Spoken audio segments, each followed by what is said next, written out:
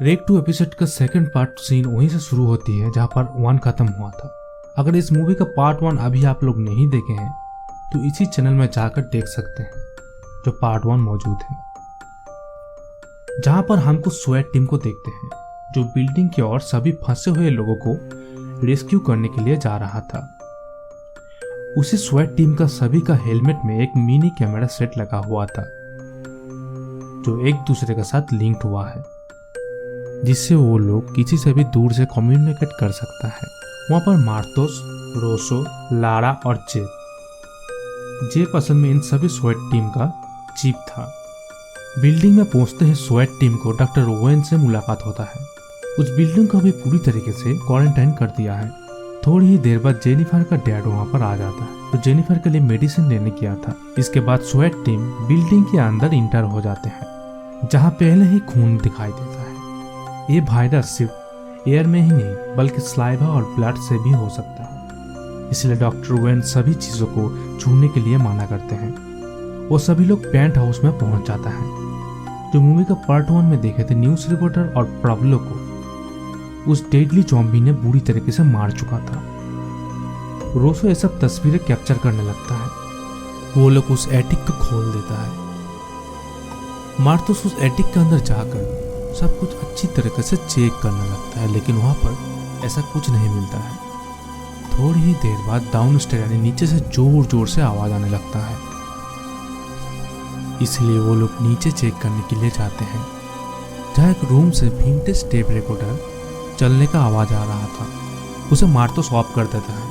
तभी वहां पर एक डेडली ज़ॉम्बी आकर उसका ऊपर हमला कर देता है। इसे सुनते हुए बाकी टीम वहां पर पहुंच जाते हैं।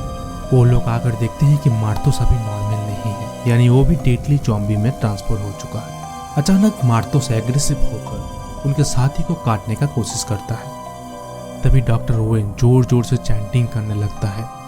इसे मानो मार्तोस का अंदर का जो स्पिरिट था वो कंट्रोल होने लगता है और डॉक्टर ओवेन उसे एक रूम में बंद कर देते हैं और एक जीसस का क्रॉस साइन लेकर दरवाजे में टांग देता है। ये सब देखकर वहां का चीफ जेब काफी गुस्सा हो जाता है और डॉक्टर ओवेन को मारने की कोशिश करता है कि ये सब है क्या। डॉक्टर ओवेन बताते हैं कि ये सिर्फ एक वायरस ही नहीं है। इसके बाद डॉक्टर त्रिस्ताना मेड्रियोस का तस्वीर को दिखाता है जो 11 साल की उम्र से ही पोजेस का साइन देना शुरू कर चुकी थी। डायबोलिक पोजेशन का मतलब वो ज़ॉम्बी यानी शैतान अगर किसी को काट लेता है तब वो ज़ॉम्बी उस बॉडी को पूरी तरह से कंट्रोल करने लगता है। वेटिकन में इसे चेक करने के लिए एक्सेप्ट कर लिया था जो फादर एल्वेल्डा इस चार्ज में था। वो टाइम एक परफेक्ट टाइम था जो साइकोलॉजिकल सिम्टम को डायबोलिक पोजीशन को आराम से कंट्रोल कर सके। अगर उसे आइसोलेट किया जाता तो उस केमिकल का एंटीडोट निकल जा सकता था। तभी पता चलता है कि मिनिस्ट्री हेल्थ डिपार्टमेंट से स्वैट टीम को डॉक्टर ओवेन के बारे में जो इन्फॉर्म मिला था वो दरअसल डॉक्टर नहीं है। थोड़ी देर बाद ओवेन अपने आप को रिवील करता है कि मैं कोई डॉक्टर नहीं हूँ। दरअसल ओवेन कोई डॉक्टर नहीं है, वो एक प्रीस्ट है जो डीमन को कंट्रोल करना था, लेकिन ओवेन को इसे सीक्रेटली करना पड़ रहा है। ओवेन बताते हैं कि सब इन्फेक्टेड आदमी, सब डीमन यानी शैतान ने सभी को पोजेस कर चुकी है। साथ ही साथ वो कहते हैं कि रिपोर्ट के हिसाब से उस लड़की का ब्लड सैंपल लेने पड़े जिससे कि इस पोजेस वायरस को रोक सके और एक अच्छा सा एंटीडोट बना सके। उस लड़की को ढूंढने के लिए वो लोग एक दूसरे रूम में पहुंच जाता है जिस रूम में एक छोटे बच्चे का तस्वीर था। वहां पर चीफ से बहस होने लगता है। तभी थोड़ी देर बाद एक डेमन आकर उसे पकड़ने की कोशिश कर रहा था, लेकिन बिना कुछ किए वहां से चला जाता है। वो लोग एटिक का दरवाजा को देखकर फ्लोर में फायरिंग करने लगता है जहां पर फादर एल्विल्डा का डेड बॉडी मिलता है जो काफी सालों से यहीं पर मौजूद था। फिर से वो डीमन वहां पर आ जाता है जो एक बच्चा था। ये सीन एक खौफनाक था। स्वैट टीम उसे मारने नहीं चाह रहा था क्योंकि वो एक बच्चा डीमन है जिसे पोजेस कर लिया था, लेकिन ओवेन गन लेकर उसे वहीं पर शूट कर देता है। इसके बाद लारा एटिक में घुस जाता है जहां उसे एक फ्रिज दिखाई देता है और उसमें एक टेस्ट ट्यूब रखा हुआ था, लेकिन कुछ देर बाद वहां पर ढेर सारा डीमन आ जाता है, लेकिन लारा अपना जान बचाकर वहां से कैसे भी निकल जाता है। यानी ये बिल्डिंग में जितना कोई आदमी था यानी पूरी तरह से यहाँ पर इन्फेक्टेड हो चुकी है। जैसे कि ओवेन एक स्पिरिचुअल आदमी था, इसीलिए ओवेन मरा हुआ बच्चे डीमन का खून लेकर चैंटिंग करने लगता है। चैंटिंग करने के दौरान वहां पर आग लग जाता है और साथ ही साथ चीफ के पास मौजूद टेस्ट ट्यूब में भी आग लग जाता है। इसीलिए आग से बचने के लिए टेस्ट ट्यूब को फेंक देता है, लेकिन ये भी फेल्ड हो जाता है क्योंकि डीमन के खून के बिना ये लोग एंटीडोट नहीं बना पाएंगे। इसीलिए वो लोग फिर से डीमन को खोजने के लिए निकल जाता है। उस रूम से निकलने के टाइम जेनिफर का डैड वहां पर आ जाता है। उसे स्वैट टीम ज़ॉम्बी सोचकर मार डालता है। बॉडी फेंकते समय उसे कुछ आदमी को दिखाई देता है जिसके पास कैमरा था। इसीलिए ओवेन चीफ को बोलते हैं कि यहाँ पर किसी के हाथ में भी कैमरा नहीं होना चाहिए। थोड़ी ही देर बाद वहां का सभी मौजूद ज़ॉम्बी आने लगता है। स्वैट टीम उससे बचने के लिए सभी को एक एक करके शूट कर रहा था। एक रूम में चीफ, रोसा और ओवेन चला जाते हैं, लेकिन बाय मिस्टेक उसका साथी अलग हो जाता है। उनके साथी के पास लिमिटेड अमाउंट ऑफ गोली था। उसे चीफ कम्युनिकेट करके उसे बार बार रोकने का कोशिश कर रहा था, लेकिन वो खुद को ही मार डालता है। चीफ ये सब देख मिशन को डिनाई करने वाला था, लेकिन ओवेन समझाते हैं कि इस डेविल को खत्म करना ही पड़ेगा, वरना इस वायरस को सभी शहरों में फैलने से कोई रोक नहीं पाएगा। इससे शहर के बच्चे और आदमी का एक बुरा असर हो सकता है। इसीलिए उस लड़की ट्रिस्टाना मैट्रियस को पकड़ना ही होगा, जो इस वायरस का मेन एलिमेंट है। थोड़ी ही देर बाद वहां पर जेनिफर आ जाती है। उसे रोसो कैसे भी रोकने का कोशिश कर रहा था। प्रीस्ट ओवेन उसे कंट्रोल करने की कोशिश कर रहा था। फिर सीन शिफ्ट होती है। हम देखते हैं कुछ बच्चे को जो बिल्डिंग में टीटो, मायर जो एक लड़की थी, और ओडी, ये तीनों एक डॉल को जलाने लगता है। तभी वहां पर स्वैट टीम पहुंचकर उन तीनों को टेरिस से ले जाता है। दरअसल स्वैट टीम यानी आर्म फोर्स उस बिल्डिंग में आने से पहले वो तीनों और एक फायर फाइटर, साथ ही साथ जेनिफर का डैड, उस बिल्डिंग में छुपके से घुस चुका था, जहां पर हम जेनिफर का फादर का बॉडी शूट करते हुए इन चारों को देखे थे। टीटो, मीरे और ओडी का पास एक कैमरा था जो सारे इंसिडेंट को शूट कर रहा था। जब पेप यानी जेनिफर का डैड अपने वाइफ से मिलने गया था, तभी उसका वाइफ उसका ऊपर हमला कर देता है। फायर फाइटर उसे छुड़ाने का कोशिश कर रहा था, तभी टीटो एक फायर क्रैकर रॉकेट लेकर उस ज़ॉम्बी के मुंह में घुसा देता है, जिससे वो ज़ॉम्बी वहीं पर गिर जाती है। असल में जेनिफर का डैड जेनिफर का खोजने के लिए गया था। उसी दौरान चीफ उसे शूट कर दिया था। मतलब आप समझ चुके होंगे ये सभी लोग यहाँ पर कैसे इस बिल्डिंग में पहुंच चुका है।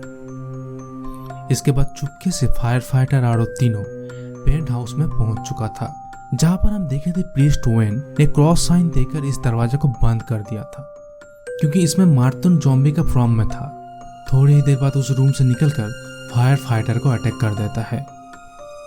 मीरे एक गन लेकर ज़ॉम्बी को मारना चाहती थी, लेकिन बाय मिस्टेक गोली चल जाती है फायर फाइटर की ओर, जिससे फायर फाइटर का मौत हो चुका था।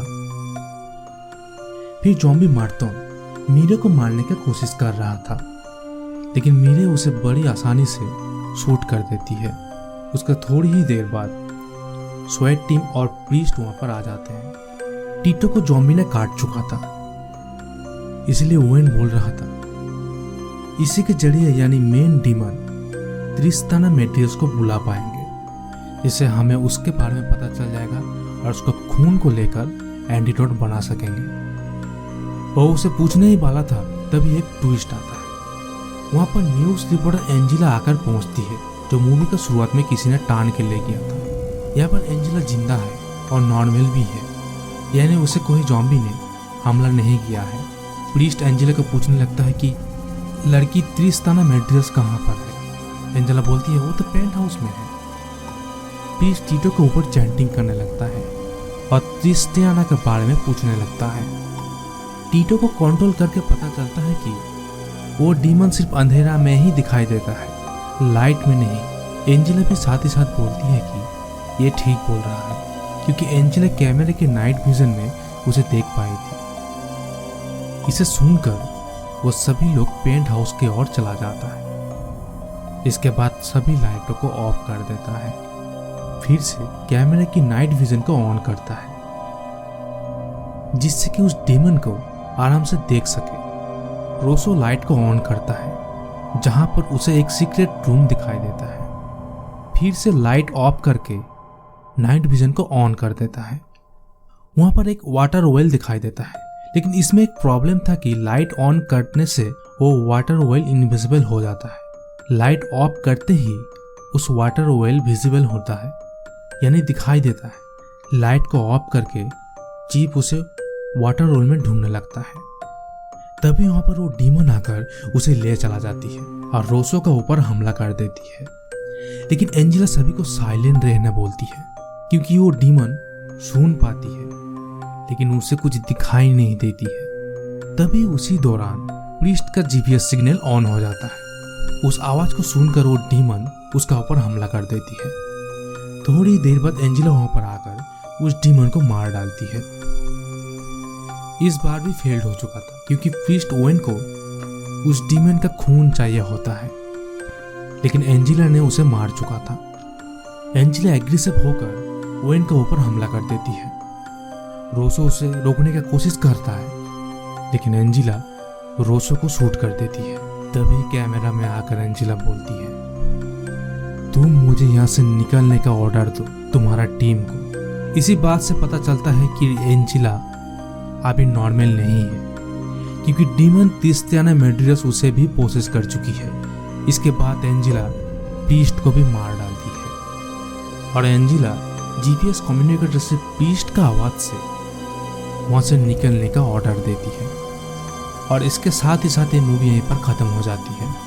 लेकिन इस डीमन को कंट्रोल कैसे किया जाएगा, इसके नेक्स्ट पर अगर आप देखना चाहते हो तो हमें लाइक एंड कमेंट करके बताइए। If you like this video then subscribe my channel. Thank you for watching.